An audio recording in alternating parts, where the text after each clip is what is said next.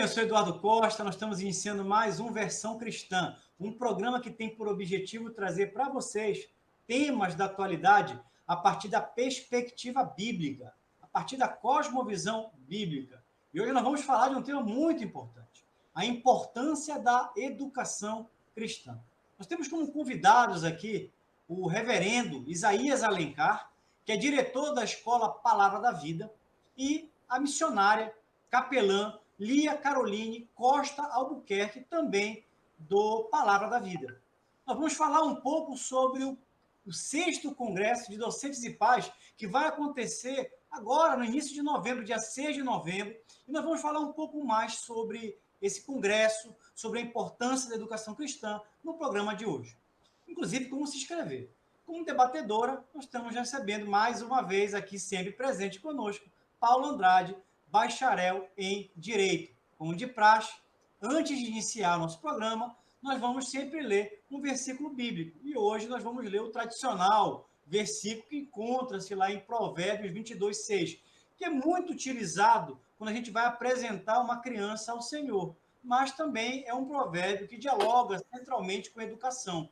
E diz o seguinte: educa a criança no caminho em que deve andar, e até quando envelhecer, não se desviará dele.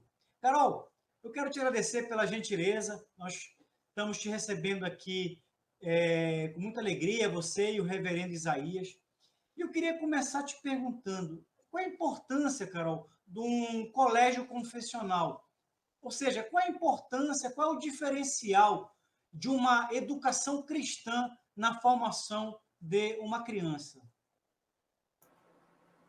Olá, boa noite. Obrigada pelo convite. Muito bom estar aqui com vocês, falando de um tema que eu gosto bastante, que é sobre educação, e ainda mais sobre a relevância dele dentro do nosso contexto de maneira geral, né? Eu acredito, Eduardo, que a importância de uma educação confessional, ela se dá porque a educação é importante. A educação não é algo que precisa ser justificado por nada, porque ela naturalmente acontece. Nós somos seres que naturalmente somos educados e caminhamos em direção a alguma coisa. Então, isso é muito natural do fato de sermos humanos, aprendermos. Isso está em nós. Diferente das outras criaturas, nós temos esse papel, essa tarefa, essa natureza em nós. E, enquanto natureza de aprender e de ensinar, a gente vai ver que nesse processo é muito natural a questão dos valores, da ética, as inclinações que nós damos. E se nós formos muito sinceros, a gente vai admitir que nenhuma educação ela é neutra. Ela sempre vai em direção aos objetivos. Porque se nós aprendemos, nós estamos nesse processo de ensinar e de aprender, nós temos objetivos, né? Se ensina para alguma coisa, com uma finalidade, porque eu tenho um alvo, eu tenho uma figura em mente que eu desejo formar. Então, esse objetivo, esse alvo final, ele naturalmente vai acontecer baseado nos meus desejos, no desejo de quem está ensinando. E ela não vai ser neutra, ela nunca é neutra, né? A gente fala que é confessional porque a gente estampa aí declaradamente, né, quais são os nossos pressupostos, quais são as nossas convicções, e que elas são, sim, religiosas. E quando a gente fala por religiosas, é a natureza daquilo que nós cremos, né? E quando a gente percebe todo esse processo, a gente vê que uma confiança em algo absoluto é o mesmo tipo de confiança de algo que seja religioso, né? Por exemplo, quando a gente fala de time de futebol, não tem uma razão muito clara por que um pai ensina um filho a torcer para determinado time, né? Isso é muito uma questão de paixão, de ensino, porque eu quero que meu filho seja mais um torcedor desse grande time, né? Então, é um compromisso de coração que nós temos. E isso não precisa nem tanto ter uma explicação racional, mas é sim um compromisso, né? Então, quando a gente fala de um ensino com um alvo, nós estamos falando de alguns pressupostos que têm um compromisso de coração. E esse compromisso de coração vai nos guiar. E é o que a gente chama, então, de cosmovisão, né? que sim, pode ser uma cosmovisão cristã, ou se for algum outro tipo de ensino, vai ser de algum outro tipo. Mas o que é difícil a gente negar é que existe alguma cosmovisão, né? Que existe algo que vai estar suportando todas aquelas ideias daquilo que a gente está ensinando. Então, a gente percebe que ela não é neutra, a educação, que ela tem compromissos que são compromissos do tipo religiosos, porque são convicções. Nós fazemos porque acreditamos, porque nos sentimos confortáveis, porque aquilo tem uma razão de ser, porque aquilo nos suporta dentro da realidade. E a escola, enquanto parte dessa visão de mundo, ela também vai ser um compromisso a mais de uma família que já tem esse direcionamento para o seu filho. Então, nós entendemos que a escola ela é um braço da educação familiar, e que ela deve ser justamente para auxiliar os pais e as famílias naquilo que eles já estão comprometidos a fazer com os seus filhos, né? E sim, declaradamente, nós temos esse compromisso de fé em algo que é absoluto, que é sim a palavra de Deus, e o compromisso de valor, né, de crença em que existe um ser pessoal que está acima de nós, que nos fez conformados à imagem dele e que tem um propósito na nossa caminhada, tanto para a nossa vocação, nosso trabalho, a maneira como nós fazemos cultura, como nós desenvolvemos as artes, a tecnologia, o nosso trabalho e o propósito final desse homem aqui. Então, essa educação que nós entendemos que é confessional, que tem esse compromisso religioso, ele é um braço de uma família, deve ser o braço de uma família que também tem esse compromisso de formar muito mais do que um cidadão, né? Mas um ser pautado na imagem de Cristo Jesus, né? Nós entendemos que é o ser perfeito, aquele que nós fomos feitos à imagem dele.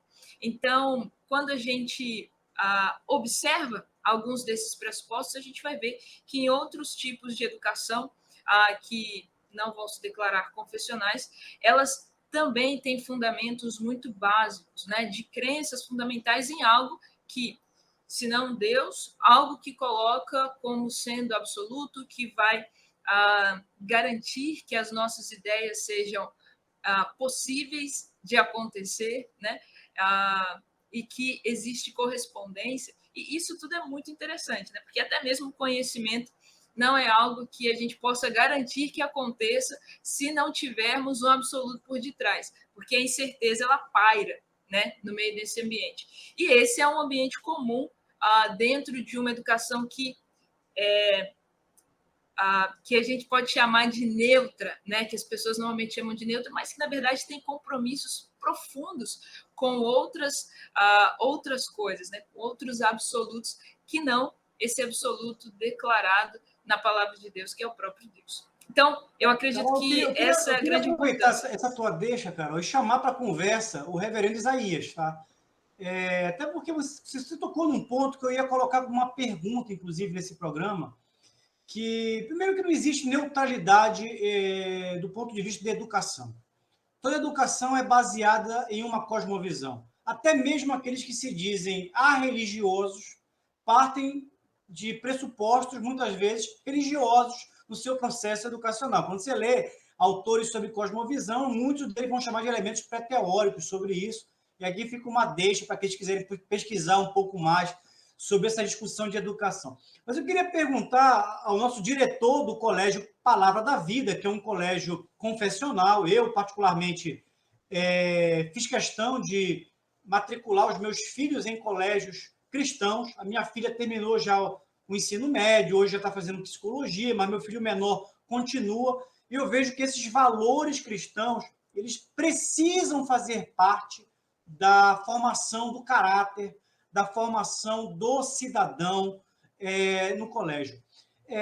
E hoje nós vivemos no Brasil, reverendo Isaías, um momento onde essa questão de educação ela está sendo muito discutida.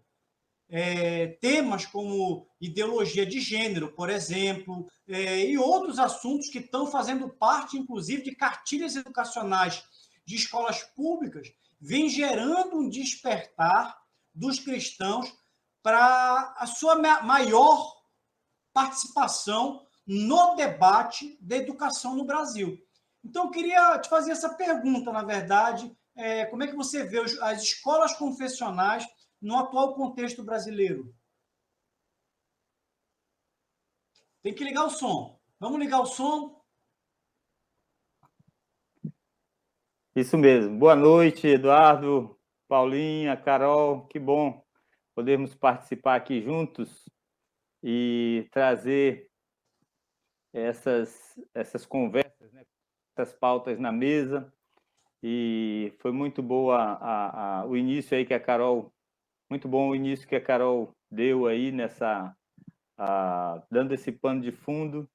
Mas uma escola confessional é de suma importância para o momento que nós estamos vivendo no nosso país, né? O que acontece? Como a própria Carol falou, né? As escolas, elas são confessionais, né? Algumas declaram isso abertamente, como a nossa é uma escola confessional cristã, né? Mas existem outras escolas que se declaram confessionais também, e algumas que não se declaram confessionais, mas são, porque vão trazer aquilo que creem para os seus alunos, e, na maioria das vezes, aqueles que ensinam, aqueles que educam, cada um tem uma cosmovisão diferenciada, e aí a gente vai percebendo a formação destes alunos com uma coxa de retalhos, e acaba acontecendo aquilo que nós vivenciamos hoje, um país que muitas pessoas estão sem saber o que pensar, o que crer, e aí a gente sabe que isso não leva a lugares bons, né? Então, quando uma escola se declara confessional, cristã, como a nossa, e como o Colégio Palavra da Vida, né, nós temos algumas diretrizes para os nossos educadores, e eles transferem isso para os nossos educandos, e então a ideia é que a família esteja envolvida nesse processo todo, e haja, então, uma educação correta, linear, né? Todo mundo pensando a mesma coisa, a direção com a capelania, com a coordenação, com a orientação, com os professores, e isso aí vai para os alunos, vai para a família. Então, temos um bom direcionamento, e tudo isso com base na palavra de Deus, que é a nossa única regra infalível de fé e de prática, né? Então, não é que na escola nós vamos ensinar panorama do Novo Testamento, do Antigo Testamento, métodos de estudo bíblicos, nada disso, né? Vamos ensinar as ciências, vamos ensinar tudo aquilo que é voltado realmente para a educação dos nossos alunos, mas tudo isso com um viés cristão, entendendo que há um Criador, há alguém que se preocupa, né? Não somos uma escola que entende que Deus criou e o mundo e esqueceu. Não, ele é o dirigente de tudo isso, não apenas o criador. Então, uma escola confessional cristã é muito importante para a nossa sociedade, para que a gente tente alinhar algumas questões aí que estão soltas. Eu queria só comentar rapidamente, antes de passar para a Lia fazer um último comentário. Nós estamos aqui chegando no final do nosso primeiro bloco, já aqui. Muitas vezes o que a gente observa nas crianças é um choque de cosmovisões. A criança vai para a igreja domingo, ela aprende o referencial do teísmo bíblico, ou seja, existe uma grande narrativa histórica com a criação, por exemplo, Deus sendo o criador de todas as coisas.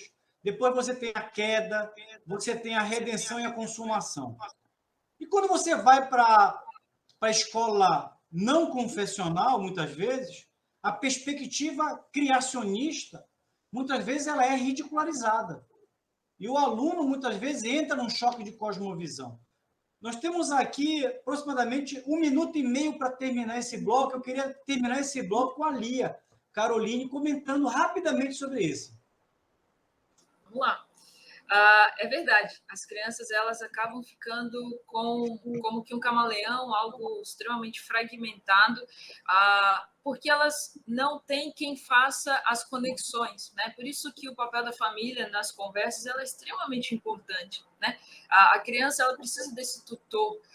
E a palavra de Deus deixa muito claro que o pai deve fazer isso, ensinar no caminho. E ensinar no caminho não é só uma questão física, né? Mas é no caminho de toda a aprendizagem, de todas as aprendizagens dela. Então, é muito difícil a gente ignorar que, sim, a criança vai aprender sobre os processos evolutivos, que é uma parte da ciência, sim, vai aprender uma série de coisas. Mas se ele tem o pai, esse tutor ao seu lado, ele então vai poder fazer as correlações. E muitas vezes, Eduardo, eu percebo que falta isso nos pais, né?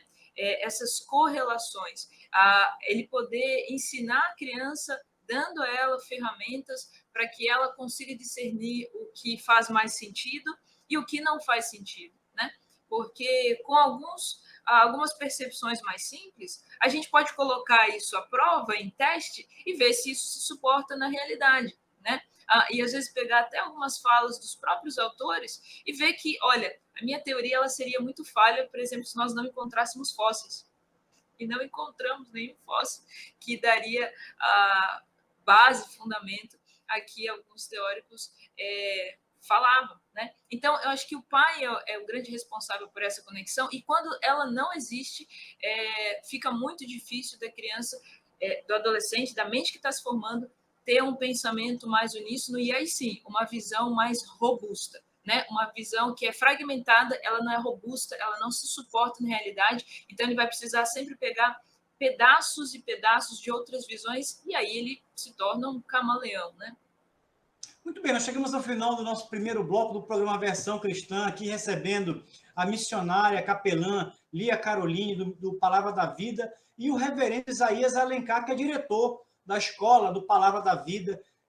Vamos falar um pouco mais sobre o Palavra da Vida, sobre o congresso, nos próximos blocos. Não desligue, são apenas 2 minutinhos, passa muito rápido, voltamos já já.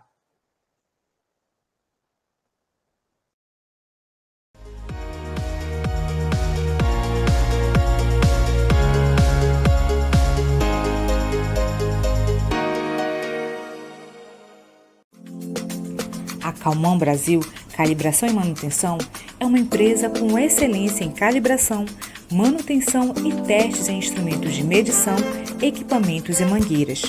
A calibração dos equipamentos é atividade vital e deve ser realizada frequentemente. E a Calmon é o lugar ideal.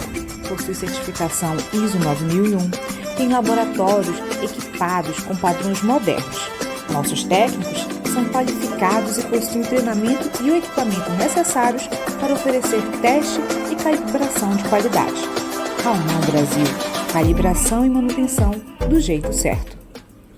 A Ótica Visão Saúde oferece para sua família a melhor experiência no segmento óptico. Nossas armações são atualizadas semanalmente e nosso portfólio conta com acessórios, óculos solares, lentes de contato, além de todos os produtos varejista ópticos.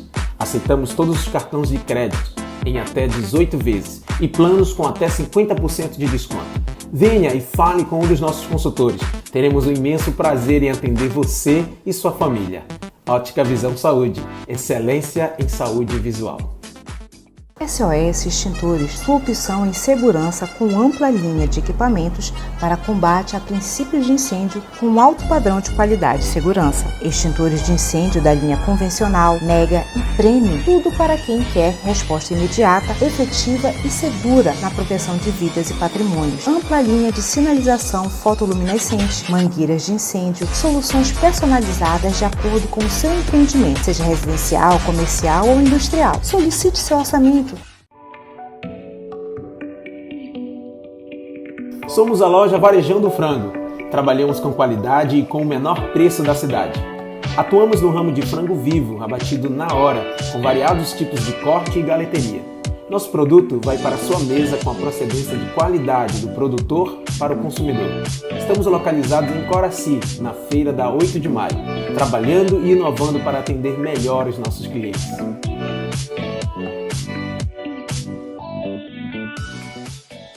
Zelo, saúde, proteção e segurança para a sua empresa. A Zelo traz até você tecnologia de ponta para a descontaminação de ambientes através da desinfecção por pulverização eletrostática. Tem padrão hospitalar e essa tecnologia é a única que proporciona a cobertura de 100% do seu ambiente. Aprovado pela Anvisa e pela EPA, Agência de Proteção Ambiental dos Estados Unidos. Não é tóxico nem corrosivo. Seu ambiente higienizado e livre do coronavírus.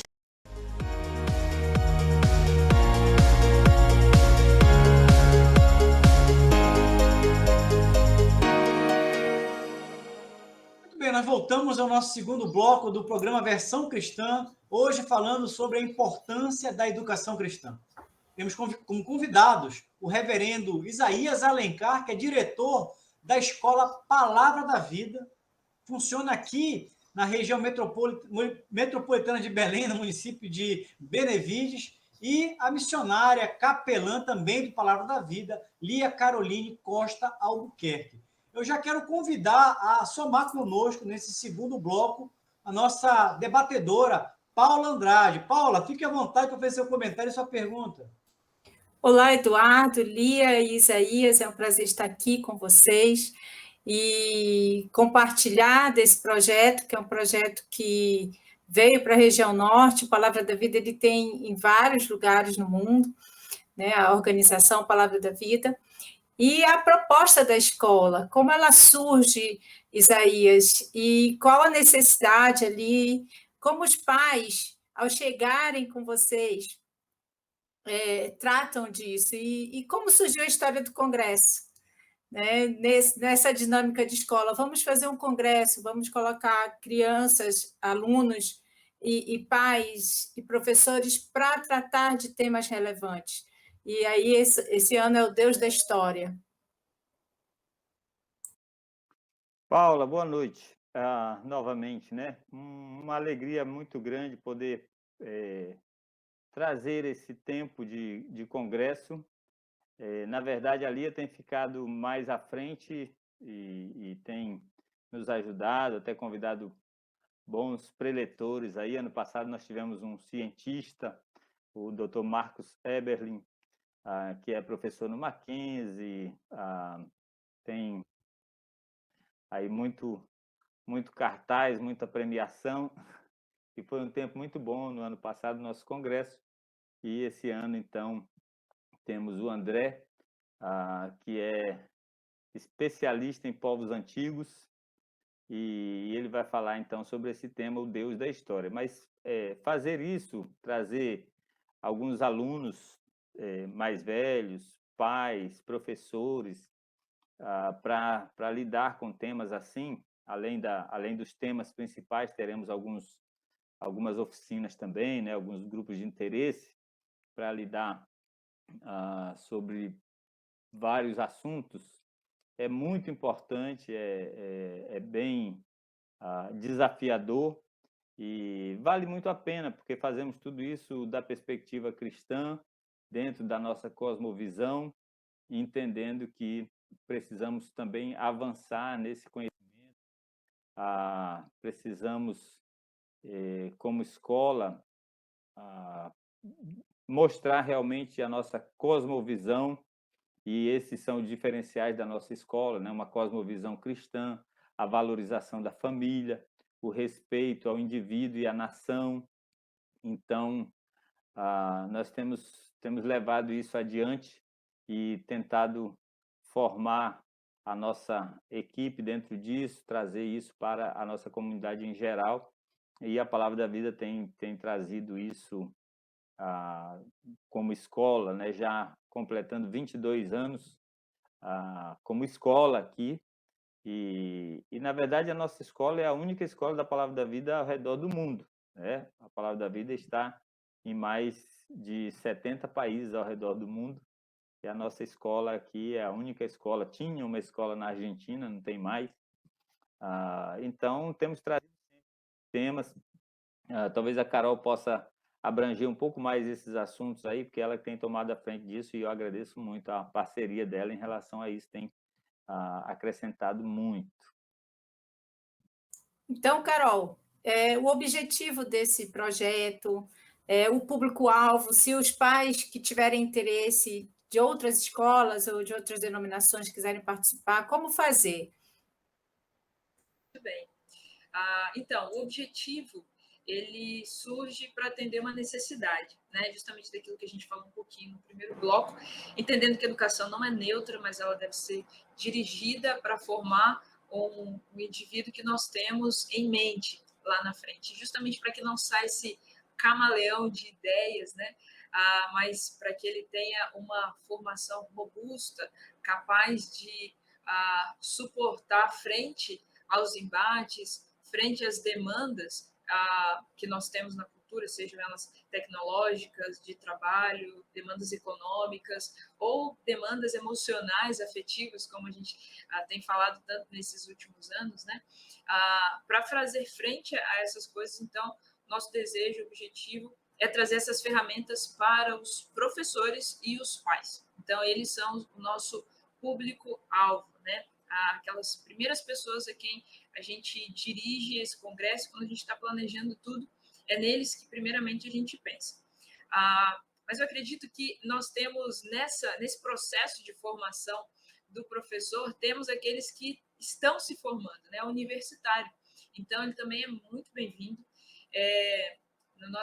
Na faculdade, muitas vezes, a gente tem uma restrição na nossa bibliografia, né? Ela é muito, muito estreita. Então, a gente acredita que a verdade, ela se dá justamente por a gente investigar algumas coisas a mais, né? Ver a outra versão, né, dos fatos, analisar com destreza, com precisão.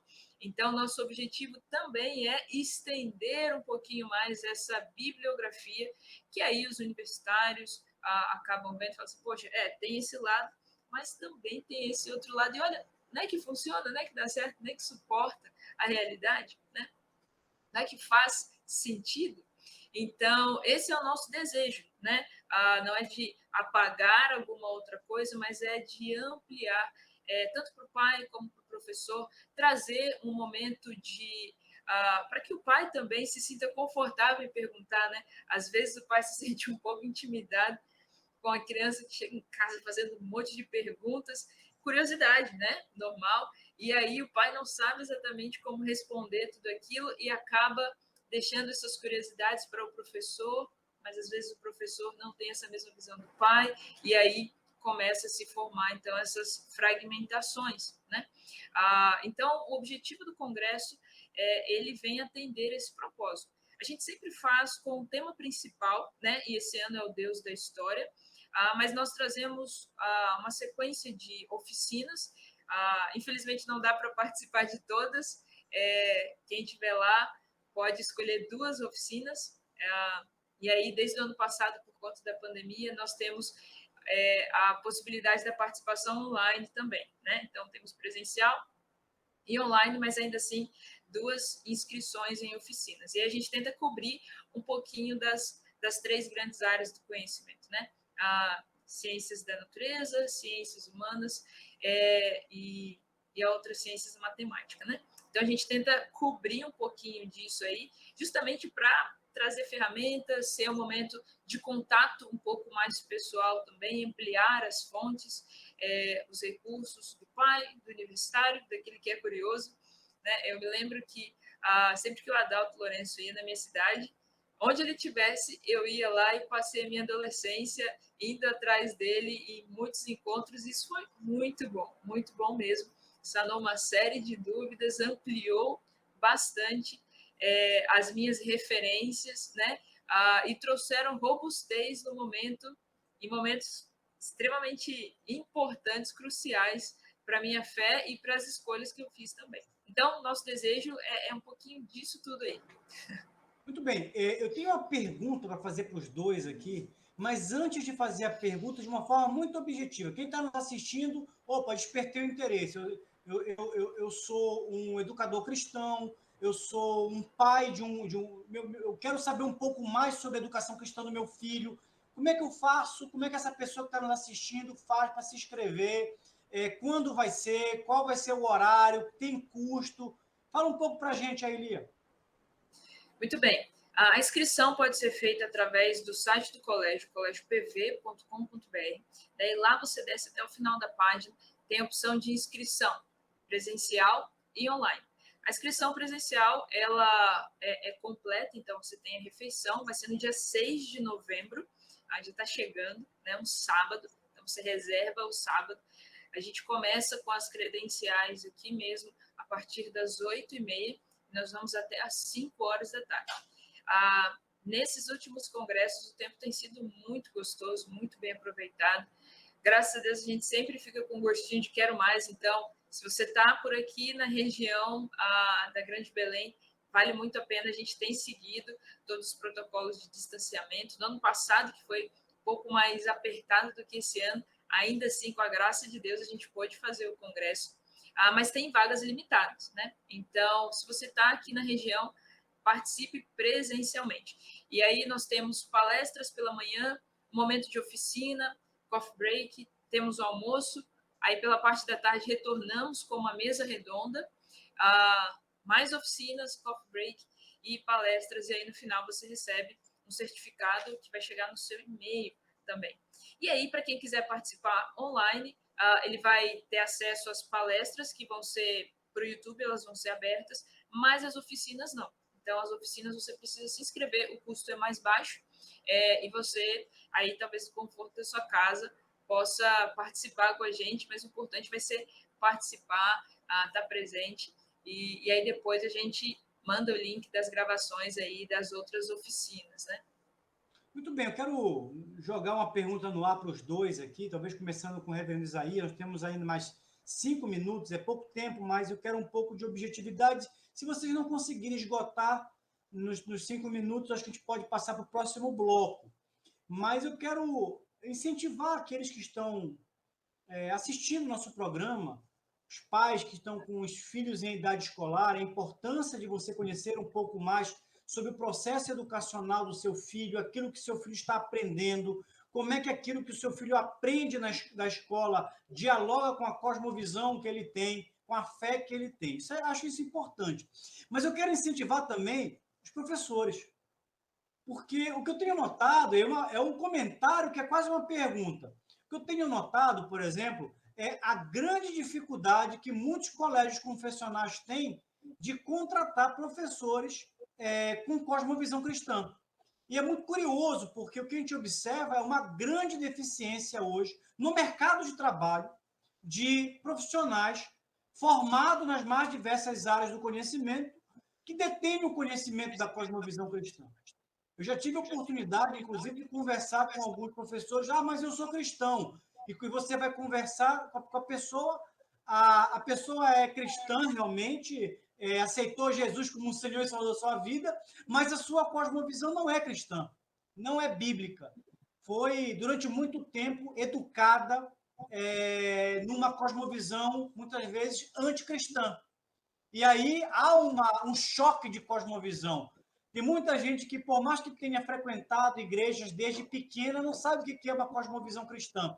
E aí isso gera um choque de cosmovisão, a dicotomia, né? Ela vai no domingo, é uma coisa, mas ensina na segunda, sexta-feira, coisas que vão, inclusive, de forma antagônica àquilo que ela acredita em termos da sua fé. Como é que vocês observam isso? Eduardo, eu entendi 2 perguntas aí, né? A primeira em relação aos pais e os filhos na escola. Mesmo? Não, em relação aos pais, foi um incentivo para que os pais participem. E aí eu fiz a pergunta em relação à importância dos professores participarem também, dos estudantes de universitários, nos mais diversos cursos de licenciatura, de pedagogia, participarem para entenderem o que é cosmovisão cristã e se habilitarem no mercado de trabalho a ocuparem espaços em escolas confessionais, como é o Palavra da Vida, como são outros colégios que nós temos na região metropolitana de Belém. O que acontece muitas vezes, Eduardo, é que as pessoas vivem aquela vida dicotômica, né? De ir para a igreja ao domingo e viver a sua vida normal durante a semana, até como se Deus não existisse, se Deus não tivesse muito preocupado com o trabalho que ele tem, ou com a situação da casa dele ou da família dele. Então, se vive uma vida meio que assim, né? É o crente domingueiro, né? Ele vai para a igreja ao domingo, ele tem ali a escola bíblica, tem o culto à noite, tem o ensaio que ele participa lá do grupo de louvor, do coral, às vezes da classe onde ele frequenta ou ensina. Mas durante a semana vive uma vida completamente como se Deus não se preocupasse com aquilo, né? Então, nós, quando lidamos, né, nesse ambiente do nosso congresso, procuramos trazer isso realmente, uma cosmovisão cristã, entendendo que Deus tem a ver com a nossa vida diariamente, né, de domingo a domingo. Então, é muito importante que o professor e que o universitário também, né, aquele que está aí fazendo o seu curso, participe conosco, vai ampliar a visão dele em relação a isso, né, para que, de fato, ele possa crescer, ele possa avançar no seu conhecimento em relação a tudo isso, ter realmente uma cosmovisão bíblica, uma cosmovisão cristã. É muito difícil realmente contratar professores para a escola cristã, justamente por essa situação, que você conhece a pessoa diz que é cristã, mas quando você vai aprofundar realmente algumas questões, vê que de fato é uma fé muito rasa, né? Muito de oba-oba, né? De não aprofundar algumas questões. A gente tem tido isso mesmo no nosso ambiente como escola, que uma dos investimentos da Carol Capelã, nosso todo como escola cristã, é tentar fazer com que os nossos professores se aprofundem um pouco mais em relação a alguns assuntos aí, para que tenham uma fé um pouco mais avantajada. Muito bem, reverendo. Nós estamos chegando ao final do nosso segundo bloco. Realmente a conversa está muito interessante. Peço que você não desligue a sua televisão. Nós voltamos em menos de 2 minutos, dando continuidade a essa conversa sobre a importância da educação cristã e da escola confessional. Até daqui a pouco.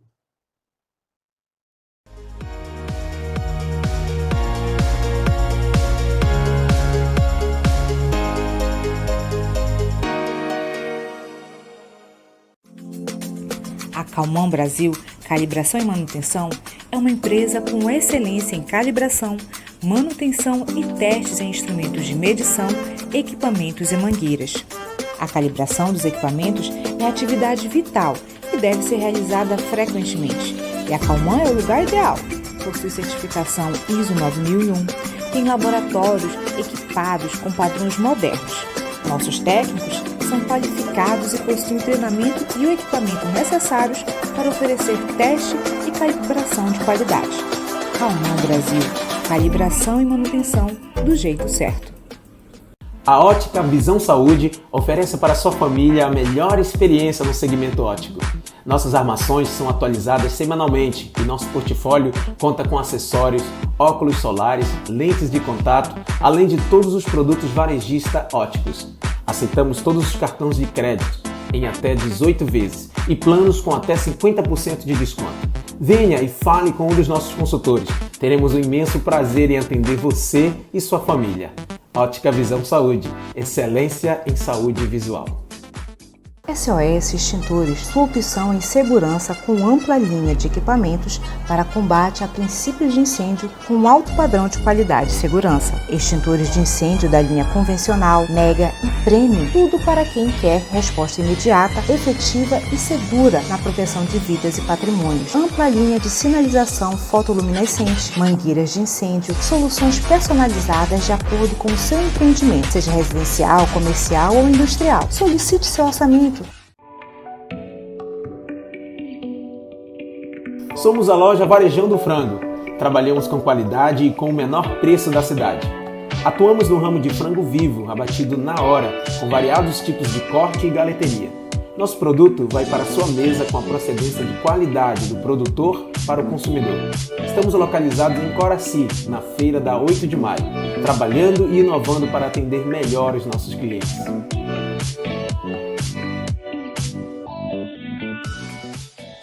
Zelo, saúde, proteção e segurança para a sua empresa. A Zelo traz até você tecnologia de ponta para a descontaminação de ambientes através da desinfecção por pulverização eletrostática. Tem padrão hospitalar e essa tecnologia é a única que proporciona a cobertura de 100% do seu ambiente. Aprovado pela Anvisa e pela EPA, Agência de Proteção Ambiental dos Estados Unidos.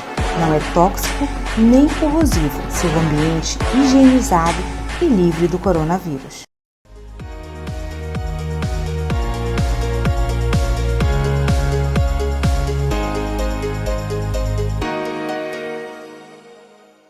Muito bem, voltamos ao nosso terceiro e último bloco do programa Versão Cristã, hoje falando sobre a importância da educação cristã. Eu queria retornar com a Lia Caroline, a nossa Carol, missionária, capelã no Palavra da Vida, justamente com aquilo que nós terminamos com o reverendo Isaías. Ou seja, a dificuldade que nós temos hoje de encontrar professores que entendam que, mais do que professores, eles são vocacionados, eles são chamados, aquilo é o exercício ministerial deles. Então, esse conceito, esse entendimento da vocação e a importância, inclusive, de você perceber que você é ali um ministro de Cristo e que você ali exerce, portanto, um chamado e o conhecimento da cosmovisão bíblica é fundamental para o exercício desse chamado. Eu acho que existe uma grande dificuldade, né, do professor. Na verdade, eu queria pontuar duas. Uma sobre quando a gente fala mesmo de cosmovisão, apesar de ser uma palavra muito falada nos últimos tempos, a compreensão dela é ainda muito restrita, né? Isso é um ponto. E a outra coisa é que a gente acaba não percebendo qual que é o âmbito disso tudo, porque muitas vezes a gente restringe o professor que está na igreja, que é envolvido com vários grupos, várias dinâmicas e que dá a sua aula lá durante a semana, ele acaba reduzindo a ideia de cosmovisão a uma ética cristã, né? A ética, ela é sim o fundamento para muitas outras coisas, para muitos outros conhecimentos, mas a gente acaba não conseguindo perceber essa conexão. E às vezes a gente até empobrece a visão cristã quando a gente tenta evangelicalizar todas as outras áreas, né? Não deixando que elas tenham o seu próprio florescimento natural. Então a gente muitas vezes acaba errando e acreditando que é o suficiente a gente falar um versículo no meio de uma aula e isso já vai ser o suficiente, né? Quando, na verdade, não é isso. A gente precisa compreender que o Senhor, quando Ele fez todas as coisas, quando Ele criou todas as coisas, Ele não fez só o céu, a terra, o mar, as coisas enquanto aspectos físicos, mas eles têm uma diversidade de aspectos, né, dentro da realidade que eles vão se desdobrando à medida em que o homem vai percebendo, vai apreendendo. Se a gente olha para a tecnologia, ela é extremamente recente, nós ainda estamos aprendendo a conviver com ela, e a pandemia está aí para confirmar isso quanto nós estamos aprendendo. Então, existe um aspecto ético no uso da tecnologia, existe um aspecto social no uso da tecnologia, existe uma série de outras relações que dizem respeito a nós com o uso dessa ferramenta. E a gente empobreceria demais o uso da tecnologia se a gente simplesmente colocasse versículos nas telas. Esse não é o melhor uso da tecnologia. Então, e essa não seria uma visão cristã, né? Ou cristianizar a tecnologia. Não, a verdadeira cosmovisão, ela se percebe dentro desse ambiente e ela vai fazer uso disso, não permitindo que ela domine outras áreas. Então, uma cosmovisão ruim, por exemplo, no uso da tecnologia, é deixar que ela tome os nossos relacionamentos pessoais, por exemplo. Esse é um uso ruim. E eu acho que o grande enriquecimento da visão cristã é justamente deixar que cada coisa floresça em seu lugar, cada coisa no seu quadrado. É basicamente isso. Deixar que a tecnologia ela não tome o lugar das relações harmoniosas, que ela não nos torne impessoais, né? Porque muitas vezes ela faz isso. Então, eu preciso saber que isso tem o seu lugar e que é um lugar restrito. A mesma coisa a gente pode pensar com relação à economia.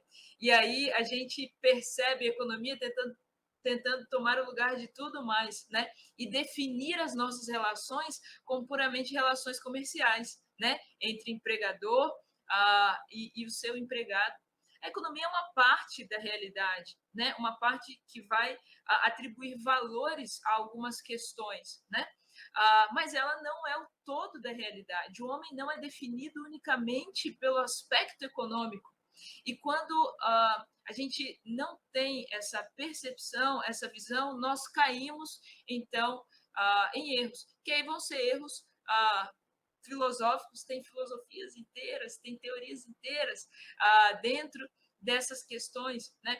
E a grande importância da visão cristã é que ela entende a criação como sendo criação, e a criação não toma o lugar do Criador. Economia é criação, tecnologia é criação, e nós temos a tarefa vocacional de desenvolver essas coisas. Música é um aspecto criacional, arte, cultura são aspectos criacionais. No entanto, quando elas tomam o lugar de outras coisas, elas perdem a sua característica própria. Eu entendo que a tarefa de um bom professor é ajudar o aluno a perceber quando essas incorrências estão acontecendo, porque isso é uma teoria ruim. E é uma teoria que a gente aprende na faculdade e que a gente acaba passando para os nossos alunos, né? De que os nossos valores, as nossas relações, elas são puramente econômicas e que isso define tudo o mais e que existe uma relação de força entre professor e aluno ou entre homem e mulher, uma visão dialética, né? Isso tomou conta de tudo. Então, isso acaba empobrecendo as nossas relações, empobrecendo as nossas compreensões de mundo, porque elas ficam restritas mesmo. E quando, no entanto, nós vemos lá com a Reforma Protestante o grande florescimento das ciências, o florescimento nas artes também, na política, na economia, o capitalismo, as pessoas começaram a enriquecer, muito mais pessoas tinham possibilidade de enriquecer agora. Por que que teve isso tudo? Porque as escrituras elas foram capazes de mostrar para o homem que cada coisa na criação tem a função de criação e não de criador. E elas não podem tomar lugar umas das outras. Então, a política deve ficar no seu devido lugar. E o Estado não deve fazer o papel da família. Quando ele tenta fazer o papel da família, a família vai se empobrecer. E aí a gente tem algumas regimes totalitários, né? E que trazem empobrecimento nessas relações familiares, porque o Estado acaba tomando. Isso numa série de outros aspectos da realidade, né? E aí a gente teria conversa aqui para muita coisa ainda, muito tempo, mas eu acredito que essa é a verdadeira visão cristã de um mundo que um professor deve desenvolver. É ajudar dentro da sua área que cada coisa fique no seu lugar. Pitágoras, ele, enquanto filósofo, ele também era um matemático e ele criou uma religião em torno do número 1. Né? Você fala, nossa, religião em torno do número 1. Ele estava pegando um aspecto da criação e tornando criação Deus. E a gente acaba fazendo sempre esse movimento, seja com a matemática, seja com a economia, seja com as artes, seja com as nossas relações afetivas, e a gente sempre vai incorrer nesse erro de tornar a criatura, colocá-la no lugar do Criador, e aí a gente acaba perdendo características das demais áreas que a gente tem ao nosso redor. Então, essa primeira percepção, ela é fundamental para um professor que se diz verdadeiramente cristão e que se diz ter uma cosmovisão cristã. Enquanto um professor, ele simplesmente fala versículos, isso tem sim o seu valor, claro, é um valor ético, mas não dá resposta, aquela resposta que a gente realmente gostaria de ouvir quando a gente está falando de ciências, quando a gente está falando de química, quando a gente está falando de geografia, né? Nossa, será que não tem um outro modelo de pensar a sociedade, senão esse único dialético, né? Será que ninguém mais pensou isso? Vamos olhar para trás, vamos olhar para frente. Então, eu acredito que o professor ele primeiro precisa perceber esse erro e ampliar as suas fontes, as suas referências, para perceber que outras pessoas já deram sugestões. Talvez não é sugestão majoritária, ou que a gente tenha mais acesso. Daí a investigação, daí a busca pela verdade, daí o nosso trabalho ainda, que tem muito para ser feito, né? Então, acredito que o professor ele precisa ter essa percepção do erro e se enriquecer com relação à sua própria área de conhecimento, percebendo que a sua área de conhecimento ela é legítima, porque ela é um aspecto da criação de Deus e que ela tem o seu lugar nesse grande espaço. Lia, ainda aí sobre essa questão, e voltando ao tema do Congresso, por que o Deus da História? No passado vocês falaram de ciências, né, da questão das ciências naturais, e qual a necessidade de falar do Deus da História neste momento histórico em que estamos vivendo? Muito bem. A história ela também é um aspecto criacional. E a história ela se dá por eventos importantes, né? Eu acordei hoje de manhã, fiz uma série de coisas, mas não são eventos que vão entrar para a história. Não tem um desdobramento muito grande. Mas a gente vê a história sendo construída com eventos significativos, é o poder formativo, né? Então, quando a gente olha para o passado, a gente vê algumas dessas coisas acontecendo e coisas em comum com a diversidade de povos. A escrita foi um começo para que a gente tivesse esse registro da história, né? Então, ela foi algo extremamente importante. E aí, com essa escrita, a gente tem uma série de registros de povos diferentes que tinham coisas em comum, um mito em comum. E era muito interessante que esses mitos, eles tinham elementos muito parecidos, né? Elementos sobre que conta a história do homem, né? Enquanto a origem desse homem, enquanto não vindo dele mesmo, mas um ser superior, que é diferente desse homem, muito poderoso, que fez esse homem e que colocou ordem no caos. E é muito interessante que essa ordem ela vem de um caos aquático, de um caos marítimo. Não é só em Gênesis que a gente vê Deus colocando ordem, né? O Espírito de Deus pairava sobre a face das águas, né? Mas a gente vê mitos de povos antigos sendo contados, dizendo que houve ordem num caos de águas. Interessante isso, né? Então a gente vai vendo alguns elementos que são muito comuns na história desses povos antigos e de maneira muito particular a história do povo de Israel, dos hebreus, né? A gente tem o Gênesis escrito por Moisés com algumas intenções. Eles estavam numa peregrinação, saindo de uma escravidão de 400 anos no Egito, vivendo com uma cosmovisão completamente naturalista, em que o sol era Deus, em que o rio era um Deus que dava alimento, e que os elementos da natureza eram esses deuses. E aí Moisés escreve o Gênesis mostrando que, olha, o seu Deus é diferente de todos esses elementos da criação. Ele é muito maior e ele, inclusive, nos fez. Então, ele vai dando subsídios para que eles construam a sua história, porque ele dá a origem do cosmos para eles, do nada, Deus fez todas as coisas. Ele dá a origem da humanidade, então, do pó da terra, imagem e semelhança de Deus. Ele dá a origem de um povo, que é o povo deles, né? Vindo de da descendência, não da descendência que desobedeceu, mas da descendência que obedeceu, que foi escolhida por Deus, a descendência de Sete, de Abel, que seus antecedentes são Adão e Eva, erraram, mas Deus separa uma linhagem fiel. Então, Moisés está dando as origens, está explicando a esse povo. E ao longo desse processo formativo da história desse povo em específico, a gente tem lá na frente Cristo Jesus.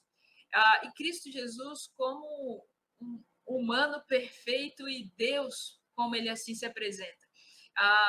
E ele tem toda a importância histórica, é inegável a existência de Jesus enquanto figura histórica pela quantidade de registro que nós temos fora o Novo Testamento. É interessante que se nós não tivéssemos nenhum registro do Novo Testamento, ainda assim nós conseguiríamos reconstruir todo o Novo Testamento somente com registros extra-bíblicos, de tanto que foi documentado nesse período de 150 anos depois da morte de Cristo. Então, ele era uma figura histórica e as pessoas reagiam a ele, ou com ódio tremendo, pegando pedras, ou se rendendo a ele, né? E a respeito dele, elas chegavam à conclusão: ou ele era um louco que se dizia Deus, ou de fato ele era Deus, ou de fato ele curava milagres, tinha poder sobre as doenças, tinha poder sobre as condições espirituais, tinha poder sobre o caos das águas, de acalmar a natureza, de colocar ordem, como nós vemos Deus fazendo no princípio, colocando ordem a todas as coisas, né? E sobre ele, sobre esse Messias, foi falado 4 séculos antes no livro de Isaías, apontando exatamente para ele. E em cima desse homem, os apóstolos e o ensino dos apóstolos, então, a igreja de Cristo Jesus se formando, e aí, dentro desse contexto de igreja, no Império Romano, a gente adentra a Idade Média, e nós temos muito dos costumes, da ética sendo levados, não somente os ensinos dos apóstolos, mas a gente tem ainda, na Idade Média, uma mistura, né, de filosofia, de aristotelismo, de cosmologia grega, ainda muito misturada nos ensinos da Idade Média, mas lá na frente, no século XV, século XVI, a gente tem a Reforma Protestante, novamente com uma separação. Então, a gente vai vendo esse poder formativo e que, na Reforma Protestante, culmina em uma explosão. A gente tem a Renascença acontecendo ali no sul da Europa, mas a gente tem uma explosão tanto para as ciências, que aí ela tem a possibilidade de desabrochar, como a gente falou um pouquinho antes, porque ela era entendida como possibilidade de conhecimento, o homem pode conhecer, a natureza é diferente do Criador, então, quando eu vou dissecar um corpo, eu não estou invadindo Deus. Isso é natureza. Eu quero, infelizmente, eu preciso ter que encerrar o programa aqui por questão de tempo, nós já estouramos o tempo do programa. Está um debate muito interessante. Eu acho que essa pergunta que a Paula fez daria por si só um programa, o Deus da História, para discutir essa questão da perspectiva do Deus da História. Eu tenho certeza que tem muita gente que está nos assistindo agora que ficou curioso. Se você quer ouvir um pouco mais dessa história, se você quer conhecer um pouco mais sobre educação cristã, eu incentivo que você se inscreva no seminário, no congresso, na verdade, né, o Deus da História, que vai acontecer no próximo dia 6 de novembro de 2021, no Palavra da Vida. Já foi dito, se você quiser se inscrever, entre no link do Palavra da Vida. Infelizmente, na televisão nós estamos sujeitos ao tempo. Eu agradeço a Lia Caroline, agradeço ao reverendo Isaías e agradeço a Paula Andrade pela participação no nosso programa de hoje e desejo a todos que Deus abençoe vocês tremendamente. Até logo. Até mais, pessoal. Prazer. Tchau, pessoal. Prazer também.